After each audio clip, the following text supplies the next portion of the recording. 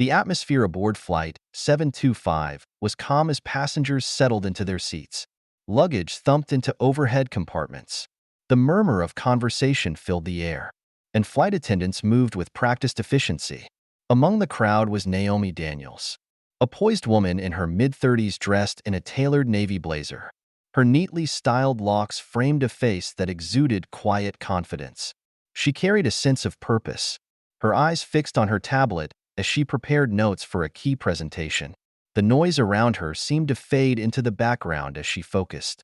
Across the cabin, one flight attendant, Rebecca Collins, moved with a clipped efficiency that bordered on brusque. With over a decade of experience, Rebecca was proud of her ability to manage even the most chaotic flights. Her uniform was impeccable, and her tightly knotted bun conveyed her no-nonsense approach. Yet, there was a sharpness to her gaze that occasionally made passengers uneasy. As Rebecca made her way through the first-class cabin, her eyes landed on Naomi. There was no immediate reason for suspicion, but something about the scene seemed to prick at her instincts. She stopped abruptly at Naomi's row, her tone professional but firm. "Excuse me, ma'am, may I see your boarding pass?" Naomi looked up, mildly surprised but polite. She handed over the pass with a small smile. Rebecca studied it for longer than necessary, her eyes narrowing slightly.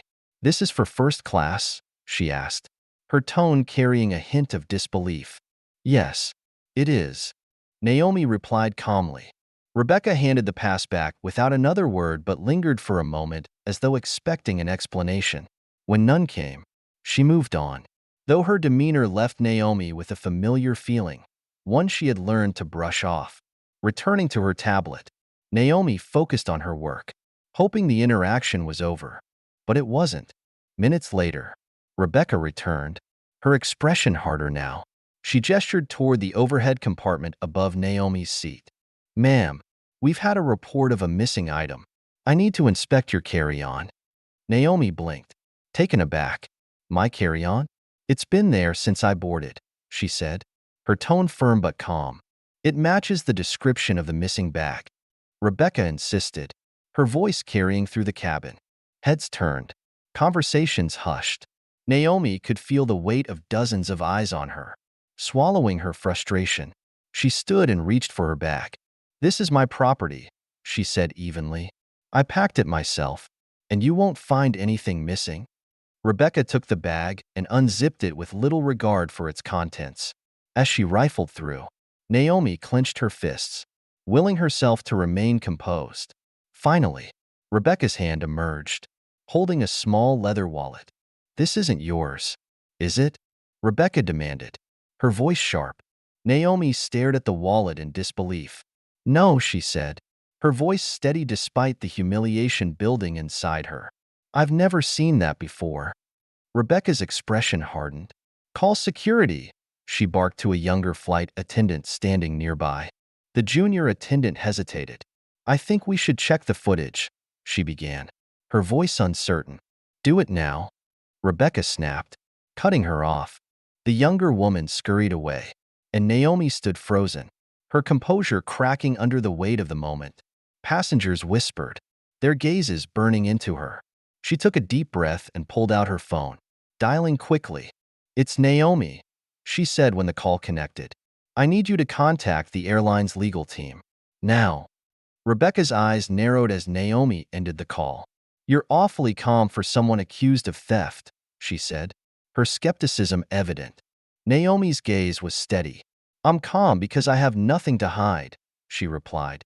"You, on the other hand, are making a serious mistake." Before Rebecca could respond, the galley door opened, and two security officers stepped in. One addressed Rebecca directly. "We received a report about a missing item. Has anyone reviewed the cabin footage?" Rebecca stiffened. "I don't believe that's necessary. I witnessed." The officer raised a hand to silence her. "That's standard protocol. We'll handle this." Rebecca stepped aside reluctantly, her confidence faltering. Naomi watched silently as one officer exited the galley to retrieve the footage. Minutes passed, the tension thick in the air. Rebecca fidgeted, her earlier bravado slipping away. Finally, the officer returned, holding a tablet. He reviewed the footage with his partner before addressing Rebecca. The footage shows another passenger placing the wallet in the overhead bin near this seat. He said, turning to Naomi. He added, "You didn't touch the wallet at any point?" Naomi's expression didn't change, but her sharp eyes flicked toward Rebecca. The flight attendant's face paled, her arms dropping to her sides. "I believe that settles it," Naomi said quietly. "I'd like to return to my seat now." The officer nodded. "You're free to go, ma'am. We'll handle the situation from here." Naomi walked back to her seat, her steps deliberate. The murmurs of passengers faded as she sat down and resumed her work as though nothing had happened. But for Rebecca, the consequences were just beginning. The officers turned to her, their expressions stern. "We need to discuss your conduct," one said. "Your actions today have serious implications." Rebecca's confidence crumbled. She glanced toward the cabin, where Naomi sat composed and dignified, a stark contrast to her own unraveling demeanor. The captain emerged from the cockpit, his face grave as he conferred with the officers. Turning to Rebecca, he said, "The ground crew will handle this once we land. Until then, step aside and let the other attendants manage the cabin." Rebecca nodded stiffly, her earlier authority gone. She retreated to a jump seat near the galley, avoiding eye contact with passengers and crew alike. Naomi, meanwhile, tapped out a message on her phone. Situation resolved. Ensure the board receives an update. She slipped the phone into her bag, knowing this was far from over. The plane landed smoothly, and the passengers began to disembark.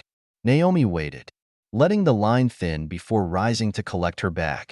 As she approached the exit, Rebecca stood near the door, her posture tense. For the first time since the confrontation, their eyes met. Naomi's voice was calm but firm. "I told you this was a mistake. Now it's out of your hands." Rebecca opened her mouth to respond, but no words came. Naomi stepped past her, greeting the captain and security officers with a polite nod before exiting into the terminal. Waiting at the gate was a representative from the airline's corporate team, a polished woman with an air of urgency. "Ms. Daniels, we're deeply sorry for what occurred on your flight," she began. Naomi raised a hand to stop her. "I'll review your initial report before we speak further," she said. "For now, I have other matters to attend to." The representative nodded quickly, stepping aside as Naomi walked toward the terminal with purpose. The wheels of accountability were turning, and Naomi intended to ensure they didn't stop. Back on the plane, Rebecca faced the officers once more. "We'll need to document your account," one said. "Prepare for a formal review." Rebecca's pulse quickened. Her once ironclad confidence had shattered, leaving her to grapple with the consequences of her actions. Consequences that would ripple far beyond the confines of the aircraft. In the days that followed, the airline's public apology went viral, along with Naomi's composed handling of the incident. Rebecca was suspended pending investigation, and Naomi began working with her legal team to push for systemic changes within the airline industry. What had started as a humiliating moment had become a catalyst for reform, with Naomi at the forefront. Rebecca, meanwhile, sat in her small apartment, replaying the incident in her mind. She drafted an apology email to Naomi, hoping to express her regret. "Ms. Daniels," she wrote, "I owe you a sincere apology for my actions. I let my assumptions guide me instead of following protocol, and I am deeply sorry.